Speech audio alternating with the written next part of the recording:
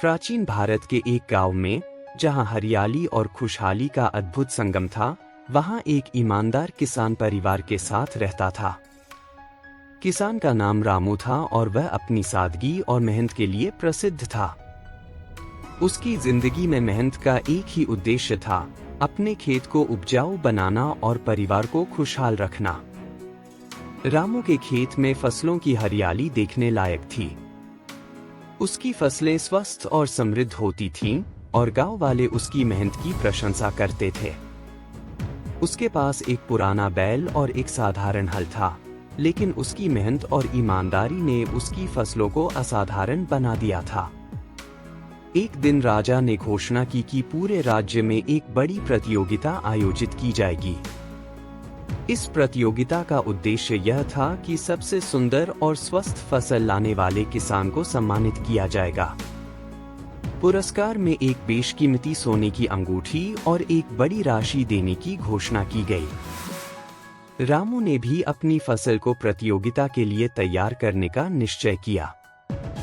उसने अपने खेत में लगी फसलों को ध्यानपूर्वक छांटा और उन्हें बेहतरीन रूप में प्रस्तुत करने के लिए हर संभव प्रयास किया। उसने अपनी फसलों को अच्छे से संवारने, उनमें उर्वरक डालने और सही समय पर सिंचाई करने में कोई कसर नहीं छोड़ी। प्रतियोगिता के दिन राजा ने अपने दरबार में कई किसानों की फसलों को देखा।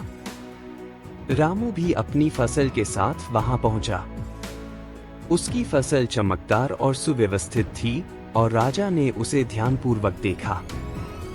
लेकिन तभी दरबार में एक अजीब घटना घटी। राजा के एक मंत्री ने गुप्त रूप से सूचित किया कि एक बहुत ही अनमोल वस्तु, जो राज्य के खजाने में रखी थी, गायब हो गई है। राजा ने तुरंत जांच का आदेश दिया और सभी को दरबार में ही रोक लिया। रामू और बाकी किसानों को हिलने डुलने की इजाजत नहीं दी गई। कुछ घंटे बीत गए और राजा की चिंता बढ़ती गई। तभी एक सैनिक ने राजा को सूचित किया कि गायब वस्तु रामू के खेत में छिपाई गई थी। राजा ने तुरंत रामू को गिरफ्तार करने का आदेश दिया। रामू को राजा के सामने पेश किया गया। उसकी आंखों में चिंता और आश्चर्य की झलक थी। उसने अपने किए की सफाई देने की कोशिश की, लेकिन राजा ने उसकी बात पर विश्वास नहीं किया। रामू ने गहरे मनन के बाद राजा से अनुरोध किया कि उसे एक मौका और दिया जाए। उसने राजा को विश्वास दिलाया कि वह ईमानदार है और उसने कभी किसी का नुकसान नहीं किया। राजा ने उसकी बात पर विश्वास करने का निर्णय लिया, लेकिन यह शर्त रखी कि अगर रामू अपनी ईमानदारी साबित नहीं कर पाया तो उसे सजा भुगतनी पड़ेगी। रामू ने अपने खेत को खुलवाने की पेशकश की, ताकि राजा खुद देख सकें कि उसके पास कोई चोरी की गई वस्तु नहीं है। राजा ने इसके लिए अनुमति दी और रामू के खेत की जांच की गई। खेत में कुछ भी संदिग्ध नहीं पाया गया। सच्चाई सामने आने के बाद राजा ने रामू को उसकी ईमानदारी के लिए सराहा। उसने रामू को पुरस्कार देने की बात की और उसकी सच्चाई की प्रशंसा की। राजा ने बताया कि वस्तु वास्तव में कहीं और छिपाई गई थी और रामू की ईमानदारी ने उसे एक बड़ा सबक सिखाया। रामू को पुरस्कार के रूप में सोने की अंगूठी और धन राशि प्राप्त हुई।